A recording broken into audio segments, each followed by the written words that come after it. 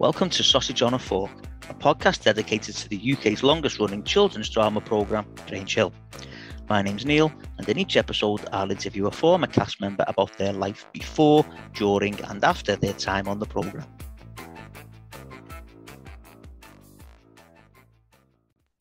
Okay, welcome to the latest episode of Sausage on a Fork, and I am absolutely delighted to say that I have been joined for this episode by none other than Terri Dwyer, who played Miss Adams. Terri, welcome to Sausage on a Fork. Hi Neil, thanks for having me. Not a problem. What we'll do, Terri, is we'll start this episode the way we start every episode, and if you can tell us how you got into acting. A short skirt. Do you know what? I was actually modelling at the time, and I'd moved to London, and there was this gorgeous model called Morgan, and she was from Scotland, and the then Mersey Television, as it was when I first started Hollyoaks. They were advertising for I think they were going via some model agencies, some acting for Hollyoaks. Right. And so I said, look, why don't I drive up? We're going to get paid expenses and we'll go out for dinner. We'll make a day of it. I never thought in a million years I would get it. And it wasn't that easy, 4 auditions later, I get a call from Dorothy Andrews because they'd called me up again. Of course, I didn't understand what the acting world was like. Right. I mean, in the first audition, I sat there with my little model portfolio and there was all these girls, beautiful girls from Italia Conti, which is a stage school in London, and they were actually slagging off the show. And I was like, why are you here if you don't like the show? Anyway, I just thought, I'll just have a nice time. Went in with my little model portfolio and a short skirt. But on the 4th audition, because I didn't really understand the way that the industry was, and you get recalled, and they whittle the numbers down. And Dorothy said to my agent, she needs to come up. And I was like, I've got a big client with Marks and Spencer's. I can't let them down. And then Dorothy rang me and said, no, you've got to come up because it's between you and another girl. Wow. And I went up to Liverpool and Phil Redmond said, I've got some bad news. You've got the part and you need to start straight away. So I went to Topshop, bought loads of underwear and clothes, and I started straight away. And the next time I left Liverpool was 4 months later. Wow. Because my car needed taxing and all my documentation was in London.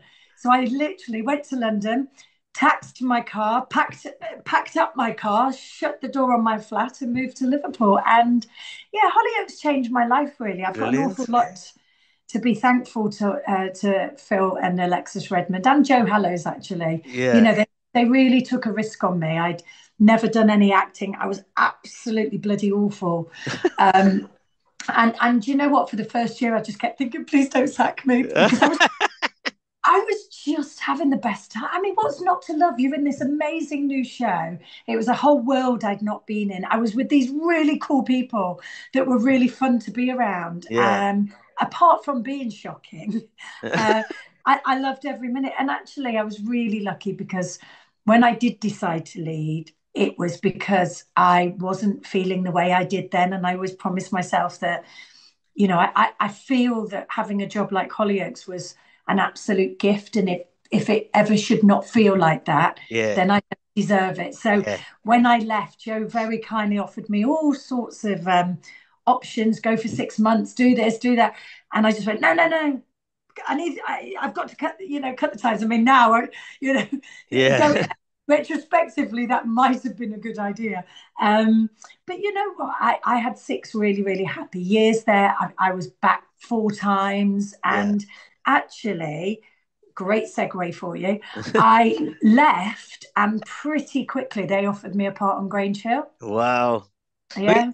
If we can just go back to Hollyoaks, though, because you were the first member of the Osborne family in Hollyoaks. Is that right? I read that somewhere. That you were. Now you're challenging me. So what happened? Sheba Ronay, who was the lead, I just don't think she was having a good time. I don't really know the full story, but I know that she had a long contract. She wanted to leave, and I was brought in as her cousin. Right. I don't know if she what was her? I can't even remember her character, but and of course I was delirious to be there. They could have worked for me all day, every day for as long as I was there, and I'd still be happy. But yeah, it was. Do you know what? It was a Yeah, lovely job, and brilliant. I think you're right. I think I probably was the first Yeah, Osborne I because mean, I actually remember them giving me the guy Jimmy, who's obviously a dear friend of mine. I had to play opposite Jimmy, and yeah, it was me and Jimmy and me and this other guy, right. and you know they asked for my feedback, but I didn't really have any sway.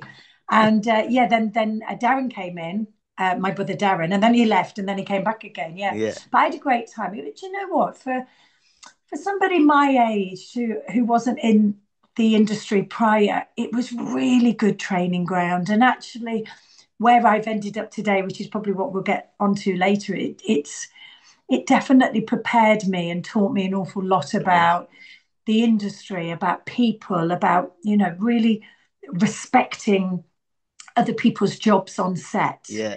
Um, and I've got lifelong friends. I mean, I had my 50th last year, and I can't even believe I say that. And actually, I had all the gang up, all Yeah. my friends. In fact, Kerry Taylor, who played Lucy Benson, I'm going down to see her in a play in May, and I'm going to stay over with her. So the original gang. There's a core group of us that are still really, really good Yeah. friends. And was it, you've mentioned Jimmy, was that who played Jack? Is that right? Yeah, Thinking that right, right. I've got a story about him. Obviously, I've lived all my life in Liverpool and all that. And one morning I was on the bus and I used to work down in Netherley, which is South Liverpool.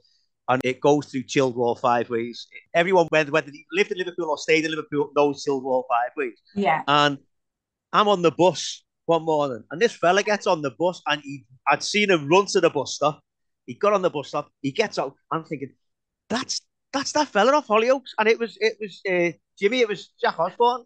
And he Please gets tell me he didn't get out his plastic money bag. no. What he did get out Uh, was his script, and he sat on the bus yeah, yeah, yeah, yeah. reading his script.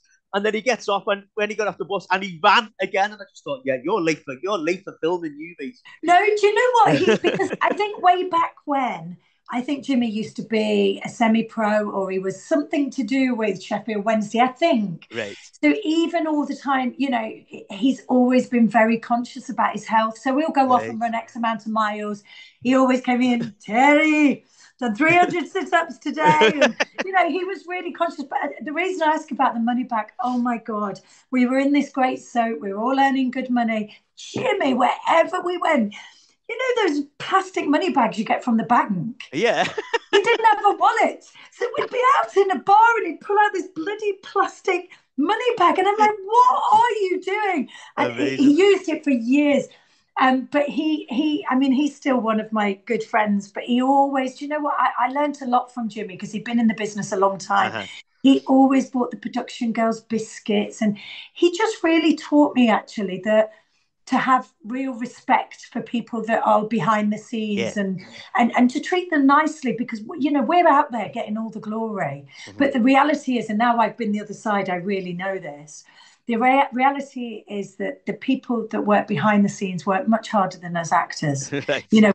We sit around waiting to be called to set, go to set, do our bit, and then go back in a lovely, nice Winnebago. Or Yeah. I suppose the difficulty is probably losing your anonymity, Right. Yeah. which some people really don't mind, and some people really value their privacy, particularly as they get older with children. So, Uh-huh. but the people behind the scenes don't get championed nearly Yeah. enough. And I suppose that's why whenever anyone wins any award, they always thank the crew, don't they? The crew's always like Well, the first people that they thank. the good ones do. Right. The good ones do, because actually they're the real heroes. We Yeah. get to pick up the trophy, the awards, and walk the red carpets. But they're the ones that are in before us and leave Yeah. after us. Yeah. Brilliant. So Hollyoaks was like your very first thing, but you did like other things for Mersey TV and Phil Redden because you did one of the Brookside made for video Yeah, things, yeah, double take. I Um, did. Yeah, you've done your research well, Phil. I'm impressed. Yeah, uh, that was great. Phil's idea of all these actors having alter egos. Yeah. So, are you the person, or because I think in soap, um, mostly, not all people, because you've had some greats, particularly in Corrie, that have been, oh gosh, the actress Sarah Lancashire played Yeah. Raquel. She was so far removed, Yeah. but I was probably pretty similar to Ruth, or she was certainly a part of me. Jimmy, who plays Jack, he's pretty similar. I think in soaps, there's always a part of yourself that is Yeah. that character. Um, so with Double Take, it was a real kind of juxtaposition, and we had the opportunity to play our character on screen and this massive alter ego off screen. And actually, it was the first time that I think he'd integrated the Brookside and the Hollyoaks together, Yeah. because when we started, they were actually a bit mean to us, some of the Brookside lot, because all of a sudden they'd had this, place all to themselves, and they got these bloody little jump start of these kids coming in, and all gorgeous and not knowing, well, some of them like me, not knowing what they were doing, and all of a sudden we were kind of like invading their space. So it kind of took a while for us to be harmonious, but we were eventually, and actually Yeah. we became a really big family. In fact, Lewis Emmerich was in my last film. Oh, yeah. So, Yeah. we do cross over a little bit. But yeah, I have done stuff. Phil and Alexis Redmond, who owned the then Mersey Yeah. TV, they were just really, once you were in the family, they were really kind and they really looked after you. And actually, I've got an awful lot to thank them for, Yeah. because I would undoubtedly not be where I am now Yeah. had I not have had those early experiences. Brilliant. And a couple of other things I wanted to talk to you about before we talk about Grange Hill. I don't usually talk about when people are on things as themselves, but I have to talk to you about Night Fever. Oh my God. Right? No, because like Night Fever for me, Night Fever was getting ready to go out television. Like I loved Night Fever, but not only that, Suggs is like my all-time hero. If anyone was to say to me, Neil, you can pick anyone in the world you want to meet, I'd say, well, I'd say Suggs or Hulk Hogan, to be honest. Yeah. But Suggs definitely. Tell me he's exactly what I imagine him to be like. Oh, he's just gorgeous. They asked me a couple of times to do that. And I said, I don't know how many times I have to tell you I can't sing. I mean, Neil, I'm not joking. I cannot sing a note. And they were going, you don't have to. You just have to kind of group together. And I went on it. And he's just lovely. And I have a bit of a theory, because, I've been really fortunate enough to meet some amazing people along the way. And Yeah. I think people that, gosh, I'm going to really get myself in hot water here. Let me say it. My heroes and the uber talented people, in my opinion, Yeah. have always been the most humble. Right. Yeah. And actually, and this is just in my opinion, it's the ones that probably haven't really got that naturally amazing talent in abundance Yeah. that can be the divas. Right. I get you. Yeah. So actually, I should be a diva, really. and But I'm not. I'm was not. was Night Fever absolute bedlam to film because it looked like it? No, but no. I think the point of the show is it was really high energy, and they really encouraged all Yeah. that. But we were all, at the end of the day, you're making a show, you've got to get the content. So I think that's the thing. When you've been in the business, you kind of, you've got a job to do. You can have Yeah. loads of fun, Yeah. but part of that show, a massive part of that show, wouldn't have worked unless we looked like we were all having fun. Brilliant. So no, it was a great experience. I loved it. And the other one was 60-minute makeover. Oh, that's another great show I loved. Yes, I presented that. Again, that was great. That was off the back of Loose Women. And I got the opportunity to present the show. And you know what was amazing about that, Neil? Uh-huh. It was really humbling. I remember this one girl, I wish I could remember her name, and she was in Manchester. And sometimes you get the dog nominating, we really know who wanted the makeover. Yeah. But when she came back, she was just so excited that she had carpets. She said, I've never had carpets. I've never been able to afford them. And I think moments like that just made me realize why we did it. Of course, you got the odd one where wife did it for husband, but really wife was doing it for herself.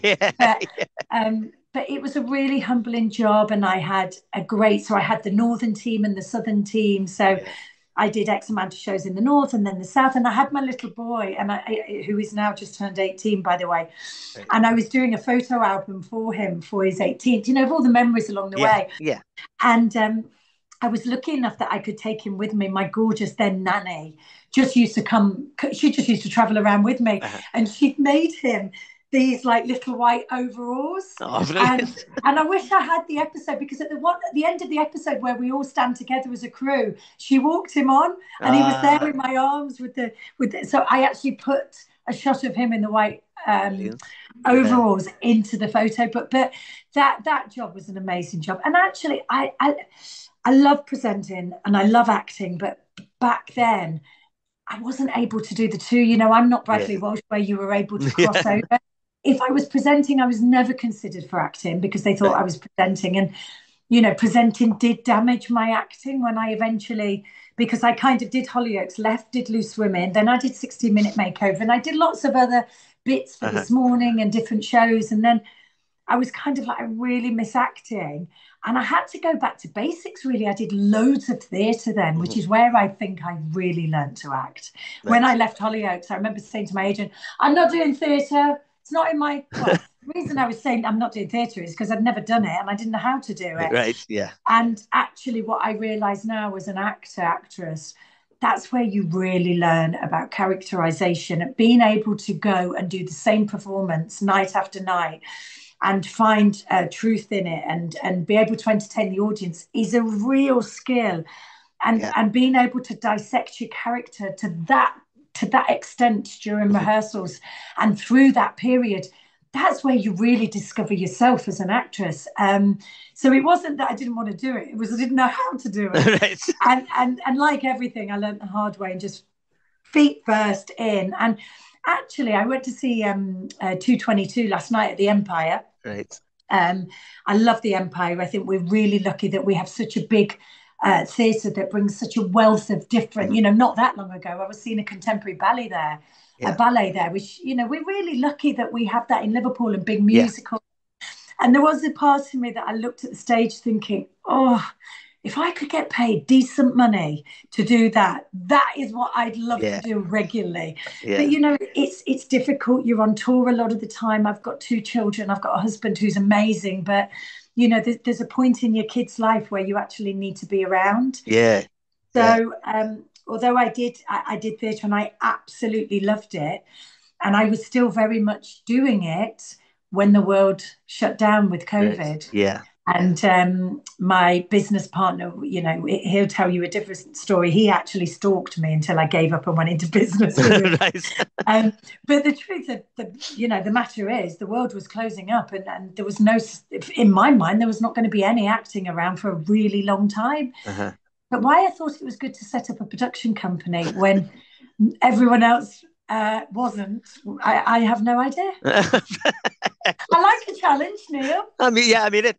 Look, it seems to have worked, doesn't it? You know, so, Well, so I don't, you know what? I don't want to put rose-colored glasses on it because I don't know how much you know about our industry, but the industry is really tough at the moment, probably the toughest I've ever known it. So any of those actors out there that aren't getting, you know, recalls or aren't getting self-tapes, and you know, I'm constantly reading crew on LinkedIn, nobody's working. It is really tough. And I know sometimes it's easy to look at social media or look at somebody and think they're having an easier ride, and we're not. yeah, We're not at all. It's just we're so busy spinning plates trying to, you know, kind of get things off the ground that we probably don't have the kind of time to sit and talk about it as much. And I think that's why I wanted to be a producer, because yeah, I want to be in control of my own destiny. I think, like a lot of crew, waiting for the phone to ring, or as an actor or as a presenter, waiting for the phone to ring, you feel just so helpless, yeah, you yeah, know. But as a producer, you are the energy that's under those projects, and you are frantically trying to spin plates so I can employ people in my local area and I can work with all those amazing talents that I've been lucky enough to work with. uh-huh. But it is tough, and Yeah, everybody's finding it tough. yeah, And I really hope people listening to this find comfort in knowing it isn't just them. Every producer, every production company, every commissioner, every broadcaster that I talk to want to be back in production and want to be employing people, and we hope that change is just around the corner. Mhm. But it's tough. Sky laying off 1,000 people, Channel 4 on a commissioning freeze. But we are in contact with these people, and it can't be like this forever. So No. we've all got to. It is going to be survival of the fittest. We've all Yeah. just got to keep hanging in until the tide turns. Yeah. Yeah. Well, fingers crossed. But so what we'll do then is we'll talk. We will move on to Grange Hill then, Terry, if that's okay. Because Yeah, of course. and you've mentioned there about you had that sort of left Hollyoaks and then Grange Hill was there. Was it? Did you have to audition for it, or was it a case of Bill Redmond saying, "Come and do this"? No, I don't think I did audition Right. actually, but I was in the building. They knew what I was capable of, Yeah. and I suppose that's the way Phil and Lex are. They just, I was leaving Hollyoaks, and there was another opportunity. It was a bit weird though, Neil. I've got to be honest, because it's obviously a kids show. Yeah.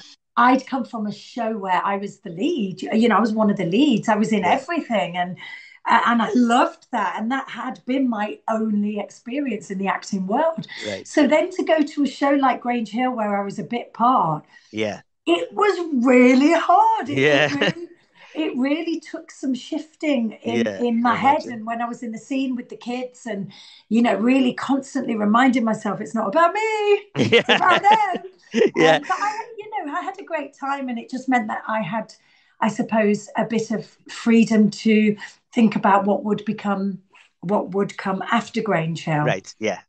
Yeah. Because you joined in series 28. It was Did it? when Was it? Oh, good. when Just in case I need that. went on air in 2005. Now, were you a fan of Grange Hill when you were a kid? Yes. Oh my Right. God, who wasn't? We grew up with Grange Hill, and I think in my era it was like Zamo, and but Yeah. I think that's what's so amazing about the different incarnations about Grange Hill is that it managed time and time again to tap into that next generation of youth. Mhm. And I think it was really important because they were talking about things that perhaps back in my day we weren't that comfortable about talking about in the playground.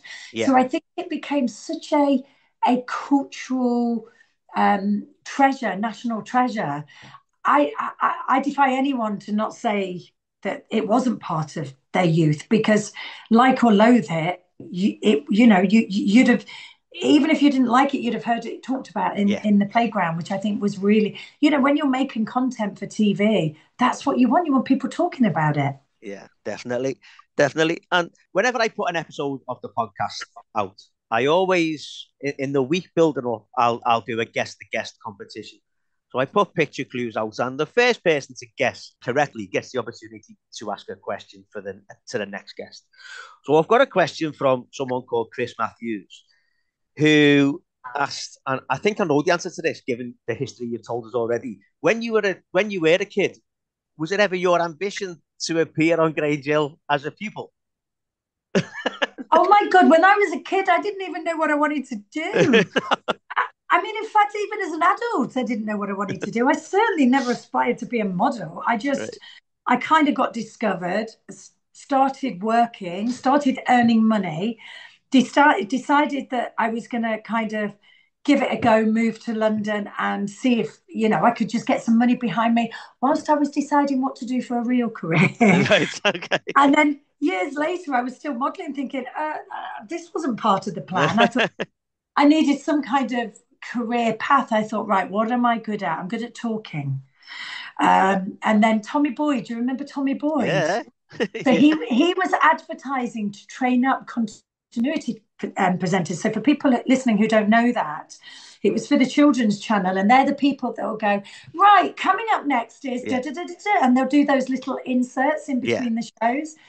And I got it, and I was trained up by Tommy Boyd, and then Wow. became a children's channel presenter, and got my agent John Knoll, who actually I saw recently, which was just gorgeous to see him because he took me on as a presenter.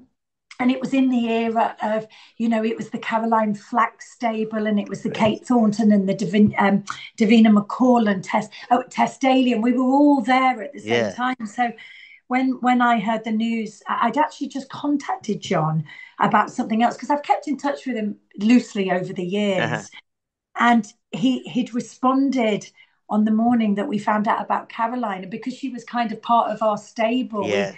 it was really sad. I obviously hadn't seen her for years, but I think in those early days, like with Hollyoaks, there's kind of a bond that you get with people. Yeah. I mean, Kate, I contacted her completely out the blue to see if I could go on White Wine Question Time. She was like, "Yeah, no problem."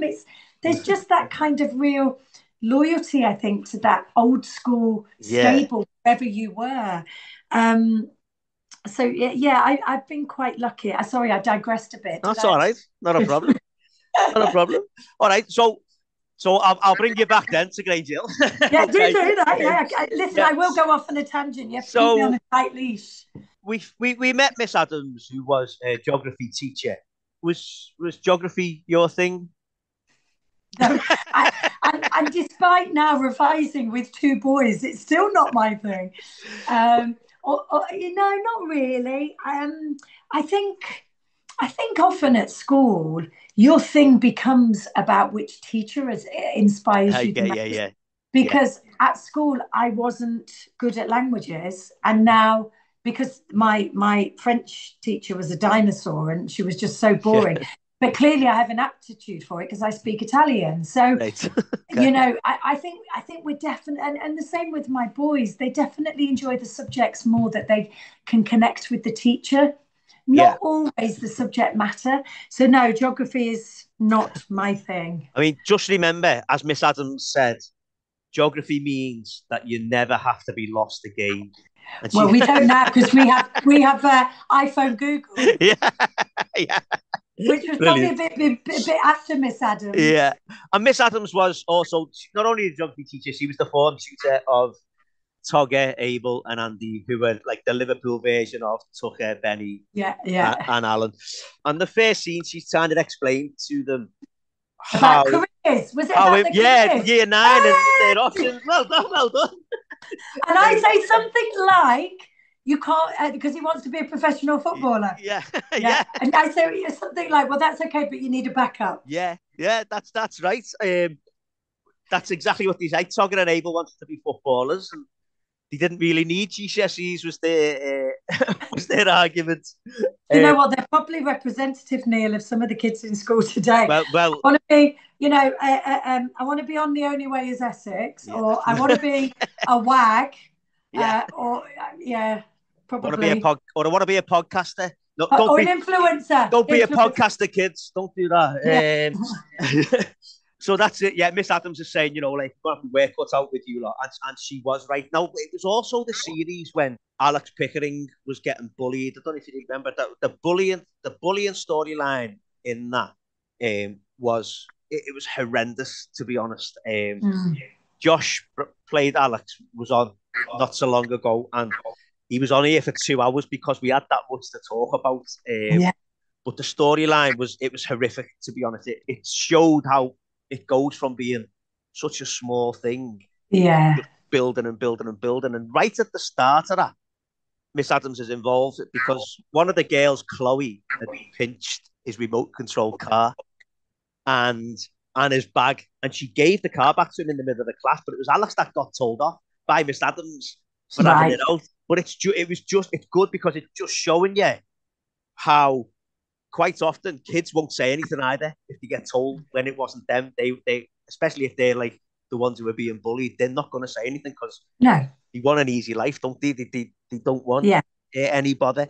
And it was then he got into trouble. Miss Adams confiscated the car, and again, that's just something that just gets on top of him. Like I say, for part of that storyline, it's really, I think, important to show how it goes from being a small thing to eventually what it, because it was, as I've said, it was a horrific thing that happened. And I don't know if you remember as well, Tanya Young went on the radio and having a rant about school uniform, and she said something about Miss Adams. I don't know if you remember that. no, I don't. Miss Adams looks like she wears a wig, um, and and if she Tanya, and if she doesn't, then she should. Was the thing as well. aren't they just so kind, these kids? Yeah, aren't they just, yeah. And again, the bullying storyline, Miss Adams asked the class to draw a picture of Europe, I think it was. But Alex had just drawn like a mess and it was black and it was squiggles all over. And it was Miss Adams who asked him why he'd done it and if he was okay. And he said that that's what was in his mind. And Miss Adams was saying to him, like, if he needs to talk to anyone, then she's there. But he didn't tell her anything. But I always think, watching it back through adult eyes, Miss Adams is the type of teacher that kids want to have. You know what I mean? They go in and she's not overly strict. She's strict when she needs to be, but she's going to listen to you. And I do like that as the character of Miss Adams. Yeah, I think bullying is a really important topic to cover. I was bullied terribly in my last year of junior school and my first year of senior school. And it can really shape you and not always in a good way. So I think the schools now, I'd like to think they're much more aware, and they have things in place to deal with that or deal with children's mental health. I think it's so much more spoken about now than it ever was when I was younger. Definitely. Yeah. I just remember walking up the road with my dad and I just desperately didn't want to go in school. And I mean, I was bullied for 2 years and quite horrifically. And so it's always been my little pet fear with my boys, just to make sure that we have a zero tolerance. Because even as an adult now, probably not quite as much because I can rationalize those childlike feelings. But definitely, if I think someone said something nasty or, for that split second, my stomach flips and then the adult obviously takes over and goes, well, it's their problem, not mine. But, I think children are in a better place now because mental health is so on everybody's agenda of priority. But, that was years ago and Grange Hill was dealing with it. So I think the subject matters that they choose to cover were really relevant and they were always handled really well. Yeah, definitely. I do want to talk to you about the adventure trip. If you remember that, going away and they were doing those all like hunters. They had to hunt for the food. There was well, it was probably in the back of Chilwell. So for us, it probably didn't feel like going away. I vaguely remember a campfire. But I can't imagine any child being able to hunt for their food. No. Can you? I mean, there's a cracking bit where they're out hunting for food, and they see some rabbits, right? But it's clearly stock footage from like Planet Earth or something like that. You watch it and you just think there's no kid watching that is going to think, oh, there's rabbits 20 meters away from them. No. It's unbelievable. Can you imagine kids now if there was no Uber Eats? I mean, they'd have some kind of heart attack, wouldn't they? Yeah. Rabbits. I mean, what kind of romantic storyline were they thinking about that? Brilliant. We need to talk as well about My Fair Lady, which was the school drama project that they were doing. Now, you've just pulled a face there because I'm not going to mention that bit for a while yet, so don't worry. Well, I don't know. You're going to surprise me because despite me remembering my first scene, I'm definitely ropey. Some of these nuggets you've managed to uncover. So, yes. So Miss Adams was working on the drama project of My Fair Lady, along with Mr. Malachi. Mr. Malachi. Oh God, yeah. Oh right? God, yeah. I know exactly what you're talking about now. And it had been voted for by the school, but it became a bit apparent that Mr. Malachi had rigged the vote because he wanted it to be the project, and it was going to be a film. Mr. Spencer had worked out that he'd rigged the vote, so he started making his own film about Mr. Malachi. And he films him trying to talk to Miss Adams. But Miss Adams was in a rush, and it looked like she didn't want to talk to him. Spencer then put a flower on Miss Adams's desk, but made her think that it had come from Mr. Malachi. And she was happy to get it. Spencer's filming it, and she said to him, "Well, I might return the compliments to you one day," which then Mr. Malachi knew nothing about it, but he acted like he did, and he punches the air, and he says, "I've still got it." And, but all that's caught on camera. Now, Ed Baker-Julie, played that character so well, I think, he was so eccentric, but brilliant with it as well at the same time. I mean, what was he like to work with? Like, I mean, my memory of all the adult characters in Grange Hill were all lovely, and I think Mersey TV, they didn't really do drama queens or divas, uh-huh. or that very quickly got stamped out. And my time at Grange Hill, working with the adult characters, was always a really nice one. I Yeah. mean, sometimes the kids could be challenging just because they get a bit bored, wouldn't they, waiting Yeah. around? There's a lot of waiting around acting. So, and not that they were naughty, but, they just get bored, start chatting. The noise levels got quite high. I suppose that was the biggest difference working on a very young show to Yeah. something like Hollyoaks Yeah. was, I mean, God, Nick Pickard in Hollyoaks can sleep on a washing line. He'd lie down on set in between takes and just have a little shut eye. I mean, there was no chance of that in Grange Hill. The decibels were really high. But no, everyone was lovely, Neil. It was a nice Yeah. place to work. Yeah. And then that leads us on to the film premiere. And throughout that episode, there's all sorts of like flirty comments and looks between Miss Adams and Mr. Malachi. And then that leads to Miss Adams telling Mr. Malachi that she liked the film and she liked the one that Spencer had made about him as well. And whoever had made it had made him man of the match, she said. And then later on, she said she needed to talk to Mr. Malachi about his general conduct that evening.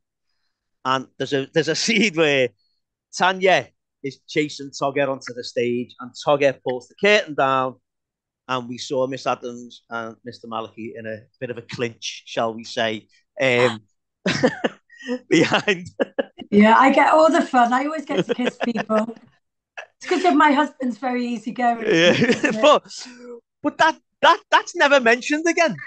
It was never sort of Oh, mentioned but again. yeah. Yeah, because then we Well, that was it's probably because they did. It's probably because they didn't want to take it anywhere. yeah, And I think that's the huge. That's the big difference. Being in something like Grange Hill, that was more so the kids could react to it, yeah, because it's never really about us. All no, we are there for is to facilitate a storyline yeah, with the kids, yeah, definitely.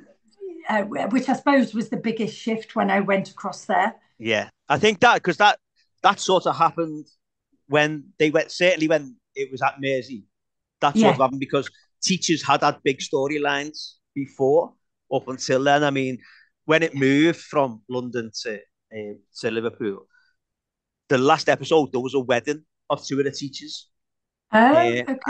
and I think that was a big change when it was Yeah. Liverpool. It was the fact Well, I that think you've got to yeah, you've got to kind of think about your demographic. It was predominantly kids that watched it, yeah, and they're not going to watch. They're not going to really. They don't really have interest in what adults are doing. yeah, It's all about that. That takeout from the student life, isn't it? yeah, definitely. So then we moved to series 29, and you were only in this one for about 3 or 4 episodes. You weren't in a great deal. But the first the first part you're in, Tanya Young came to school wearing an inflatable bra. Don't you? And Even existed. it was Miss Adams who had to have the talk with her about not wearing it, and Tanya had been attacked or almost kidnapped in an earlier series, and again we've get that sort of side of Miss Adams having the chat with Tanya. Is this a reaction to what's happened? Yeah. Are you doing it because and Which often, Neil, it can be. yeah, Sometimes with any kind of behavior, adult or child, you kind of have to scratch a little bit deeper to the definitely. that particular behavior, because there's invariably always something more going on behind the scenes. Yeah, definitely. And Tanya actually says, "Well, if it is a reaction, shouldn't you be supporting me?" So which Miss Adams, ever a diplomat, says, "Look, we're getting into areas neither of us are qualified to talk about here. So just Yeah. just follow the school rules, please." Yeah, I don't want anything to do with it. Yeah, It's not my department. Love it. definitely. And then there was Togger's younger brother, Tigger, and we've mentioned Alex and Ed. They were sort of like the next generation, and they were always getting up to all kinds as well. And there's a bit where they were all pretending to wet themselves. Don't know if Oh you remember gosh. that one. And the lad sprayed threw a load of water on Alex's trousers. Miss Adams had stopped him from going to the toilet, but then she saw the state his trousers were in, so she let him go.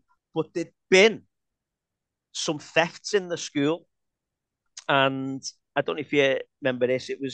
It turned out it was Chloe and Andrea that had been stealing. Now, Chloe, Mia Smith, like when I've watched this back through adult eyes, I just think she's brilliant because she makes you hate her. Like, Yeah, I think that's a real talented actress, isn't yeah, it? To definitely. actually be able to evoke those kind of emotions from an audience. Yeah, definitely. And Yeah.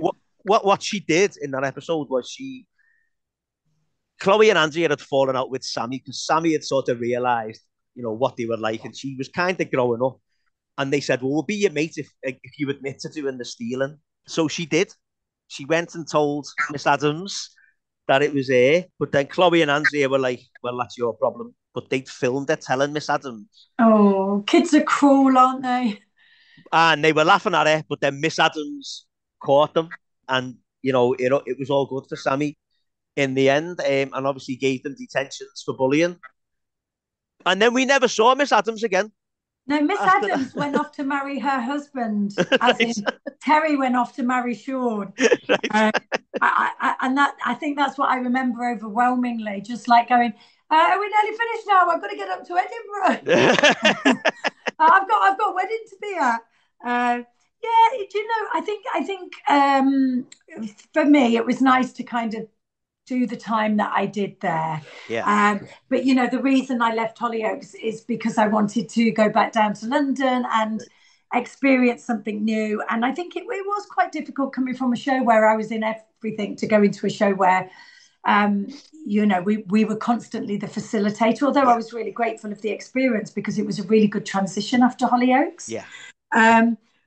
But and Hollyoaks still is, has been a great job, and Grange Hill was a lovely job, and I've been really lucky to do some really interesting jobs. But yeah, it was the right time to go. Yeah. And unlike Hollyoaks, I never went back to Grange Hill. No, no. Okay, so we'll talk about the other stuff that you've done there because obviously, you've carried on acting, and for someone that said they were no good at it, your words, not mine. um, so just looking at some of the things that you did, the first thing that I've got down was something called Race, and you played a Yeah, character called Kate yeah. Jackson. Do you know what? That was actually more a giving something back. I Right. turned up to the audition, and it was actually a student project, which I would never normally do. Right. But I just thought, do you know what? These kids are the next generation of filmmakers. Uh-huh. I'm here now. And I did that, but I've done, that was probably one of the very, very, very early projects I did. Right. Because once, like I said previous, if you keep that bit in this interview, when I left Hollyoaks, and I'd done lots of presenting, but when I decided to come back to acting, I really felt like I needed to tread the boards and learn my craft. So did a lot of theatre, but I was still quite keen to try and keep my hand on screen. So Yeah. independent film seemed like quite a good place to go, because I think with independent film, you get the opportunity way more than you do with mainstream to play characters that you probably wouldn't ordinarily be cast in. Right. Yeah. So I've done some jobs which I've kind of thought, oh God, why did I do that? And I have to remember, I did it because I wanted to challenge myself. The Yeah. fact that I hope nobody sees it and it never sees the light of day is another story. But I still think with every experience I've had, it's made me a better actress, which has then in turn that experience has informed me as a producer. So, whilst the end product, in actual fact, some of those end products are why I became a producer, because Right. I thought instead of just criticizing other people's work, go and do it yourself. Yeah. If you're not happy with the end product, then be that person that is control of the end product. Yeah. Because I think it's very quick and easy, particularly, the internet gave us great freedom, but it really allowed keyboard warriors to have a voice. So Yeah. it's really easy to be vilified in the industry. And I think people should stop and think before they are as mean as they can be. Yeah. And you know, you try and do it yourself. You try and get a project into production yourself before you start telling everybody how shit it is. Yeah. You know, and have a little bit of consideration for the 12 hours these crew have and this team have spent in the piss rain in the back of Yeah. beyond. You know, I Yeah. think the people that are quick to criticize don't really understand what goes Uh-huh. on behind the scenes. Yeah. So yeah, I've done some indies that I hope nobody ever sees, and I've done some which I'm really proud of. But definitely as a producer, I want to be really mindful of not making those mistakes because Yeah. although as an actress I probably learnt from them, as an actress going forward, it definitely damaged me doing things Right. like, you know, the student projects or the projects with no money or the projects doing accents, which I know I'm rubbish at and I should never have done, you know, but I'm much more conscious as a producer. But, you know, I wouldn't have known those lessons had I not made the mistakes Right. as an actor. Yeah. So just on a couple of those things then that you've mentioned, you did something called the left hand path with Brian Capron. Now, obviously, Brian Capron Yes, was I did. Brian Yeah. Capron was Grange Hill as well.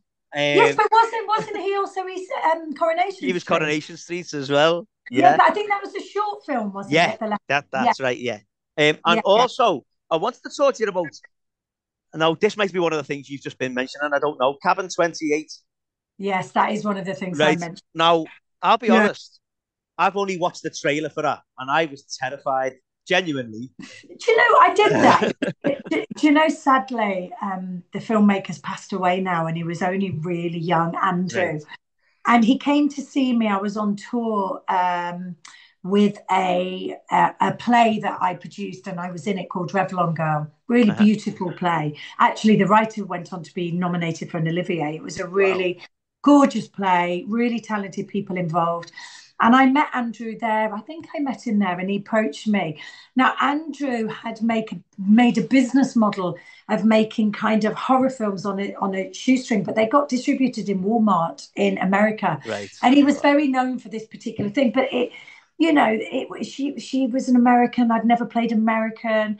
I found it really hard. The American accent is a real. If you don't have the ability. There's some accents that I can do and I can Yeah. do okay and I can pass with it, you know, London, Northern, Yorkshire. But an American, unless you can really nail it brilliantly, Uh-huh. it can be a bit ropey. And I have to say, so, yes, some of my American was a bit ropey, but it was a really violent, it was based on a true story. And yeah, and it was a lovely crew and he was a lovely man and he died very young. Uh-huh. It was really, really sad. So I think for me, whilst my accent let me down a little bit, I think I have very fond memories of being able to work with him before he Yeah. passed. I mean, I one of my questions was, did you have to use an American accent on that one? And you've said that anyway. Oh But God, it was awful. I don't even watch it again. It was so, but my accent was so bad. when you're filming something like that, is the atmosphere different when you're filming it Yes. to what it would Yeah, be? because actually it was really violent. And Yeah. I think because we knew it was based on a true story about a family that were terrorized and murdered Uh-huh. over one night, I think it was really harrowing because unlike other works of fiction, you know, it's a work of fiction. This we knew that a family had actually gone through Yeah. this. Yeah. So it was really really difficult. The torture scenes were really hard. Uh-huh. Yeah. Yeah. Okay. So we'll move on because you mentioned about being a producer and stuff, and was it Break? Was that the first one in Yeah. 2020? So I was actually approached as an actress, so I'm in Break as well. And Right. so Michael Elkin sent me the script, and I was really busy at the time. I said, "Give me time to read it." And I just happened to be stuck somewhere, so I read it really quickly. Uh-huh. Brilliant script. Loved the part of Kathy, and he said, you know, we got on really, really well. And as things progressed, he said, "Would you consider producing it?" And I said, "Well, I've never really produced before, but like anything in my career, you know, I throw myself in feet first, and the things I can't do, I learn how to do, Yeah. or I bring on people that can do it." And there was an old friend of mine, Dean, who I'd worked on a short film of him with Paul Moran. So I was in that with Paul Moran, and it was a lovely short film. And Dean was the producer, and I'd always kind of thought, oh, one day I'd really like to work with you. So I brought him on board Break, and it was a great film, great production. It was the first thing I produced, but we raised the finance, and we lost the finance, and we raised it again, and then COVID struck. So we just organised this big West End premiere, and then we were hit by COVID, and nobody knew we'd still be talking Yeah. about being locked up 2 years later. And but some of the investors had been with us for a long time, so we had to release the film. Uh-huh. So we did the first ever drive-in premiere Right. out of the first lockdown.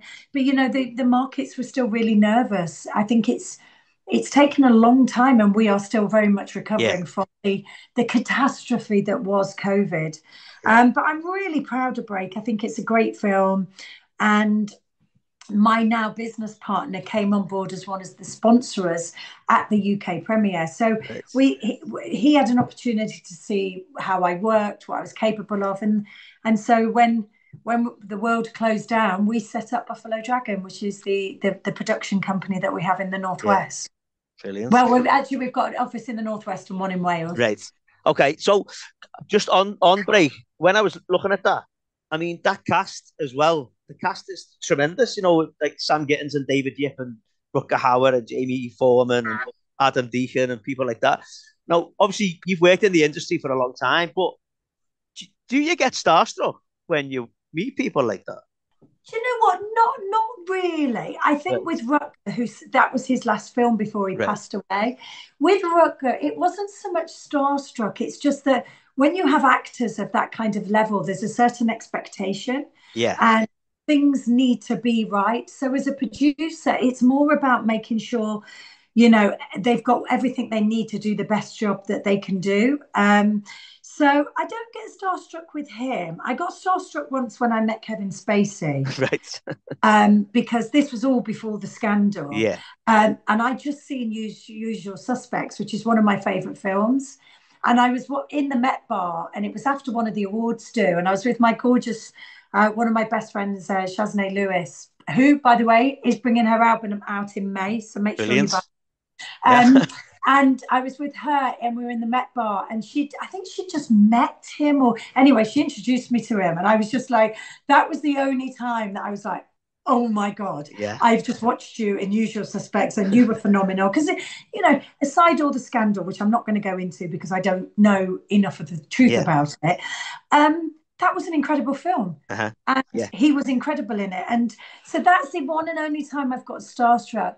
When we did our second feature through Buffalo Dragon, which has just come out on home entertainment. So it's out on all the usual platforms. Yeah. It's called Bowl Shoes. Yeah. And the first film we did, which was called The Stranger in Our Bed, is a psychological thriller.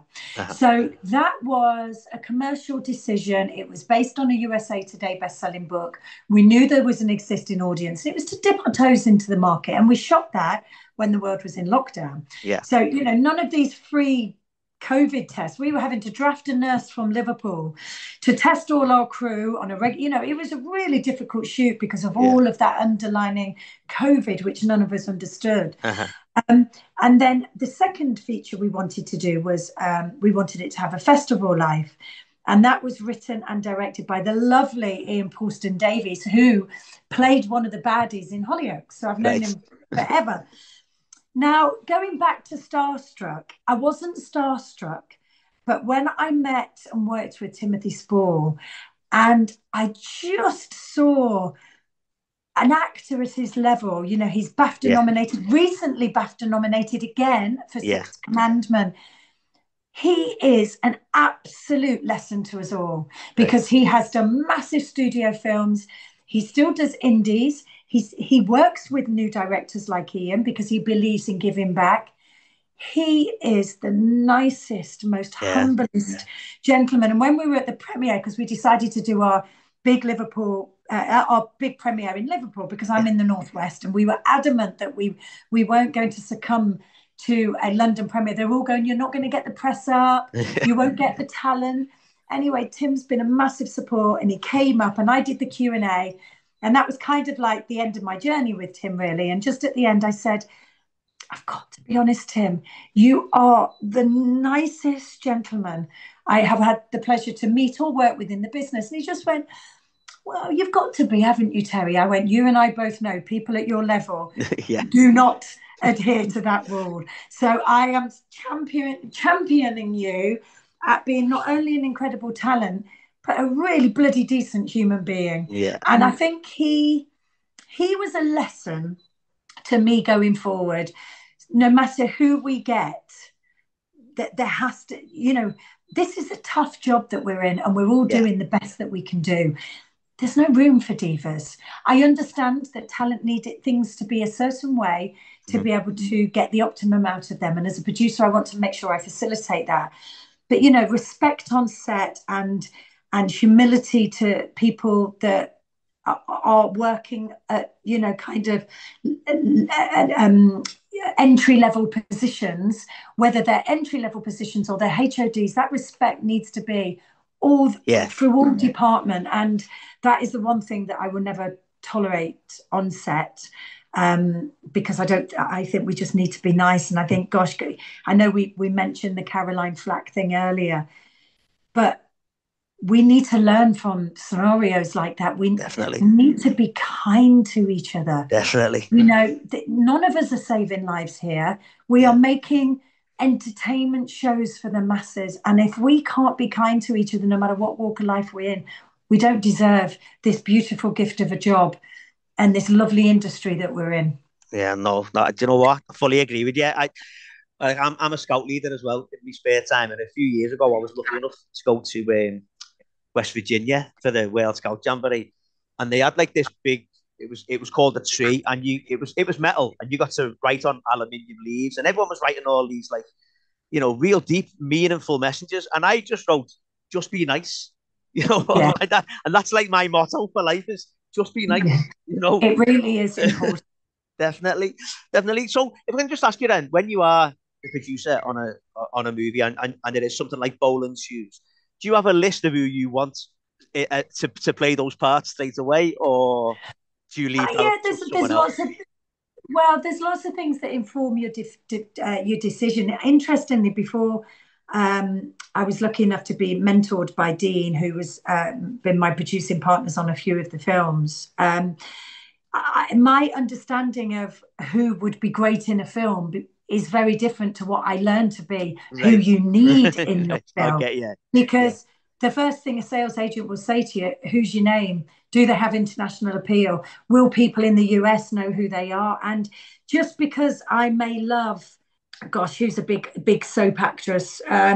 One of the big established, so Yeah. Clementine from EastEnders. Just because I might love her doesn't mean to say that she is going to be a name that is going to be able to sell a movie Yeah. around the world. So a lot of, and I'm not saying I like that, because I think the problem is with that, there's so many talented actresses that don't get an opportunity because they don't have an international appeal. And I think that's a shame. Yeah. And because I've been very pigeonholed and stereotyped throughout my career, I'm definitely a producer that looks outside the box. I will look at musical theatre actresses, and I will look at people from soaps, Yeah. because I don't necessarily believe just because you haven't done a film, it doesn't mean to say you're not good enough to be in a film, Yeah. or your technique as an actress isn't suitable for film, because film's much smaller in terms of your musical theatre is very big, soap is a lot less so, and Yeah. film's even less so. So, sometimes that some of the criticism is that MT and soap actors are just a bit too big. Well, then that's down to the director to pull them down. If they can Yeah. act, they can act. So I'm definitely a producer that does think outside the box, but I'm not a naive to the business. I know as an actress I made mistakes which affected my the kind of roles that I was being I get offered. you. Yeah. So, and I don't want to make that mistake as a producer. So I've recently brought on an agent, which is a brilliant agent at Curtis Brown, Hannah Young, if anyone wants to employ me. And they're one of the oldest literary agents in the UK, and I want the opportunity to be able to tap into some of their writers and Uh-huh. some of their directors and some of their acting talent, because they bought agencies like Markham and Froggatt and another really big agencies, and now I'm in their stable as a producer. Not only do I get to use other people in their stable, but also I've just got that one person that's watching my back and making sure Yeah, I don't make the same mistakes I made as an actress. yeah. And as a producer, do you make sure you get a part in your films as well? Well, no, actually, no. The Stranger in Our Bed, gorgeous Samantha Lee Howe, who's the writer, it was based on a book. She wrote Becky for Yeah. me in Ah, mind. right. Okay. And actually, because Becky was the second lead, I found it really hard producing because when I do anything, I do it wholeheartedly. Yeah. And days I kept saying to Giles Alderson, the director who was gorgeous, I just said, I can't do my scenes today. I'm just too busy.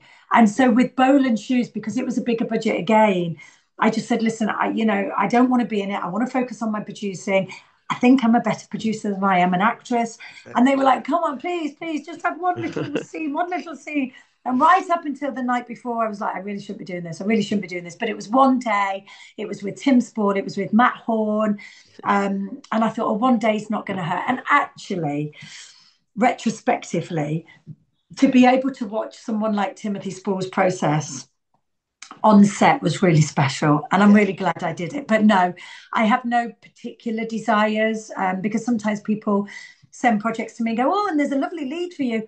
No, because actually if I'm doing a job as a producer, it's Yeah. all consuming. Yeah. And for me to step off and be an actress, I need somebody else to hold the reins, which, to be honest, Neil, I do like producing in twos. Yeah. I'm not somebody, I'm definitely a team player, and I'm always looking for other producers to work with. But no, I've got a part in Supercell, which comes out on Netflix, but I shot that last January, Right. January 23. And, Right. I've got a rom-com that I'm trying to get away, which is also written mostly by Ian Poulston Davis, but the other writer I'm not allowed to talk about Oh, because, right. yeah. Okay. But that's a rom-com set in Ireland, which is gorgeous. And I've got a comedy of Ian's, which is just amazing, which we're in talks with broadcasters. And I mean, there's lots of really excited because I want to employ local people. I don't want to keep pulling my trolley along, my Yeah. little suitcase along the streets of London. I want to Yeah. make content in the Northwest, and Right. I'm really passionate about using Northwest talent on and off the screen. Brilliant. Brilliant. Well, if you ever need a short, balding, overweight person, you know where to come to there. I do. Right. Okay. So you mentioned earlier on about how you're still in touch with people from Hollyoaks. Are you still in touch with anyone from your days on Grange Hill? Actually, no, there was one of the young guys, and I can't remember his name, because he worked with a friend of mine recently. I'm not in touch with him, but Right. not really, because it was such a. Although I was in a few series, as an adult, you're not in it Yeah. enough to cultivate relationships. Yeah. You dip it. Hollyoaks, we live together, we work together, you go out together. That's when you cultivate relationships. But Yeah. in Grange Hill, you just don't work with people long and hard enough Yeah. to have the opportunity to cultivate relationships and stay in touch. Yeah. It's a massive commitment with any friendship if you do it properly, but you need those building blocks in the first instance. Yeah. Brilliant. Okay. Well, we are coming towards the end, Terry, and Yeah. I've got a few questions to ask you. They're all Grange Hill related. Okay. Okay. So in sort of like the last year or so, there's been talk of a Grange Hill movie in the works. Phil Redmond is written it. Kellen Jones is involved in making it. Sarah Sugarman is going to be involved directing it. What do you think of the idea of a Grange Hill movie? I think as long as it's executed right, I think it's a great idea. I think as you've obviously got to speak to the current audience. Yeah. But I think the brand is such a strong brand, and obviously I'm incredibly loyal to the Redmonds. And Yeah. so if they were to do a movie, I want it to do well. And Yeah. I do think the Grange Hill brand is still very strong. There's not many people that don't know about it. And as long as the narrative can tap into that audience, there's no reason why it can't do well. No, no. And if you were asked, would we see a return of Miss Adams? In a heartbite. Definitely. Brilliant. That's what we want. A chance to work with the Redmonds again, and Kellen Jones. I'd bloody bite your arm off. Kellen is a Excellent. friend, by the way, so I'm Right. also very loyal to him. Yeah. Brilliant. Brilliant. Okay. So you said earlier on that you were a fan of Grange Hill when you were younger. So who was your favourite character then in Grange Hill? Tucker. Right. Tucker, Brilliant. and to be honest, for whatever reason, he's probably the only one I remember. So Right. it must have left an impression on me. Right. So Okay. that's why I'm saying him, because the others didn't leave an impression. Okay. So I'm going to ask you this question, but based on that last answer, I don't know if you'll be able to give me an answer. If you couldn't have played Miss Adams, is there another character that you would have liked to have played from any Uh, time on Grange Hill? I think I would have liked to have played a female version of Zamo. Right. Okay. Actually, he was a favourite character. Him and Tucker. I Yeah. like those two. Yeah. And, Brilliant. and actually, I like Rowley, Yeah. the big. Oh, I loved Rowley. See, Yeah, yeah. it's all coming back now, aren't they? I They're all know, coming I back to know, you, it is. Thank God, it's in there somewhere. Brilliant. Okay. So then the final question, Terry, then is why do you think there's still such affection for Grange Hill? Because I think it was really revolutionary. I think, that's where Phil is really prided himself in the kind of content that he made. Uh-huh. When, Grange Hill was talking about things with kids that no other program was talking about. Yeah. Brookside had the first lesbian kiss, and, the kind of stuff that they dealt with, nobody else was talking about. And I think that the problem is now, because they were such revolutionary shows, sometimes I think shows now just try and be shocking without actually having the heart. Yeah. And whereas, so I think he was quite pioneering at that time. Brilliant. Well, Terry, thank you so much for coming Thank on. you. It's been great, and not just talking to you about your time on Grange Hill, but your other time in the industry as well. And it's been really interesting talking to you as well. So good luck with Bowling Shoes. Is it up for an award? Did I read somewhere, or have I read Well, somewhere? actually, it's won quite a lot of Right. awards. Yeah. And now we're just waiting for two biggies. So I will be shouting about it on my social media and on Buffalo Dragon's social media. Brilliant. So if it needs votes, get your listeners to vote for Yeah, it when the time's right. don't worry. I'll definitely do that. Definitely do that. So Great. thanks again for coming on. Thank you, Neil. It's been Lovely great to talking speak to to you. you. And anyone that's listening, I'll speak to you next time. Cheers. Thanks. Bye. Bye bye.